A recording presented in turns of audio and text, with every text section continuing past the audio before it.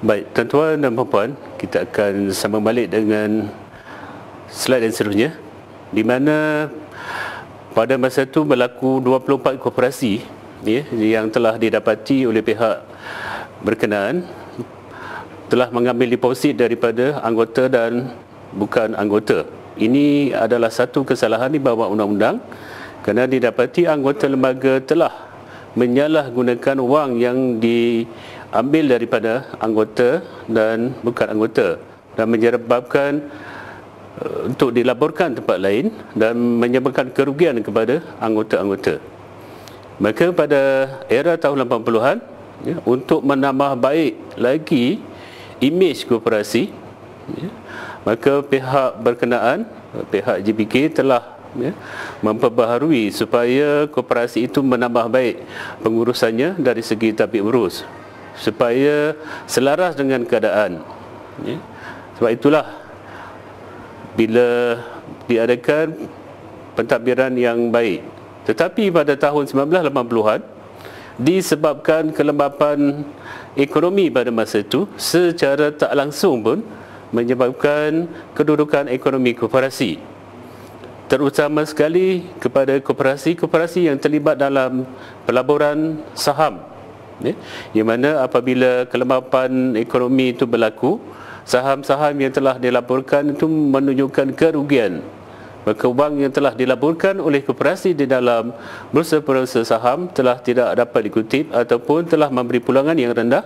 Ini menyebabkan satu kerugian kepada koperasi pada era tahun 1990-an.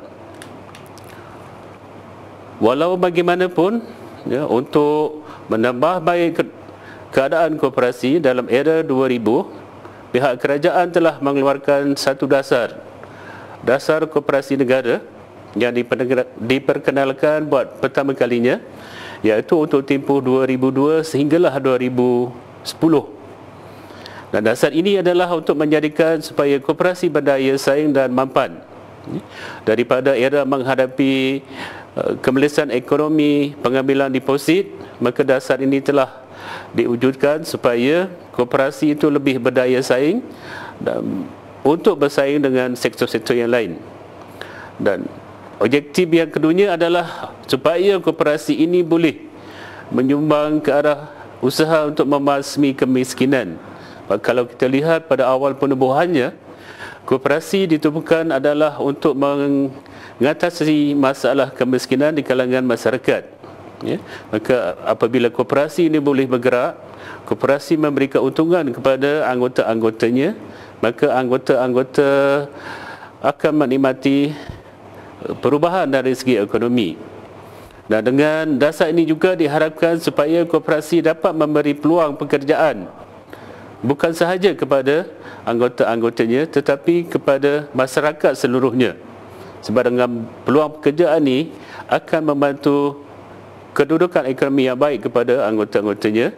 Dan koperasi juga digalakkan untuk berniaga dengan pekerjaan yang diberi oleh koperasi kepada anggota dan masyarakat, dan perniagaan yang lebih berdaya maju yang diceburi oleh koperasi diharapkan ianya akan dapat meningkatkan lagi kualiti hidup masyarakat berdasarkan dengan prinsip koperasi, yang mana anggota-anggota koperasi hendaklah diutamakan dan keuntungan yang dinikmati oleh koperasi hendaklah dipeluangkan kepada anggota-anggotanya dalam bentuk dividen ataupun bonus.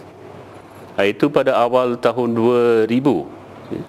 Oleh kerana 2010 dah berlalu, maka diwujudkan pula dasar koperasi yang kedua, iaitu untuk tempoh 2011 sehinggalah 2020.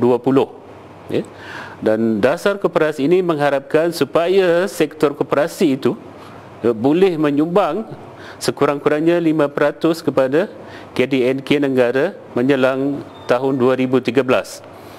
Berarti kalau ini 2012, kita ada jangka masa dalam setahun lebih, dan harapan itu juga supaya pada tahun 2020, di mana wawasan 2020 itu akan dicapai, koperasi boleh menyumbang 10% kepada KDNK menjelang tahun 2020. ya. Di antara aktiviti-aktiviti yang dijalankan oleh pihak berkenaan, contohnya Suruhanjaya Koperasi Malaysia, ya, penubuhan koperasi telah dipertingkatkan, ya, dianggarkan sekurang-kurangnya dalam tempoh setahun 1,000 koperasi boleh ditubuhkan dan boleh menyumbang kepada ekonomi negara. Selain daripada itu juga, komuniti-komuniti tertentu digalakkan supaya menubuhkan dan mewujudkan koperasi supaya boleh membantu anggota-anggotanya. Contohnya koperasi untuk harayah masjid di komuniti, di taman-taman perumahan, ya, di rumah-rumah bangsa, supaya lebih ramai lagi anggota-anggota masyarakat boleh menubuhkan koperasi.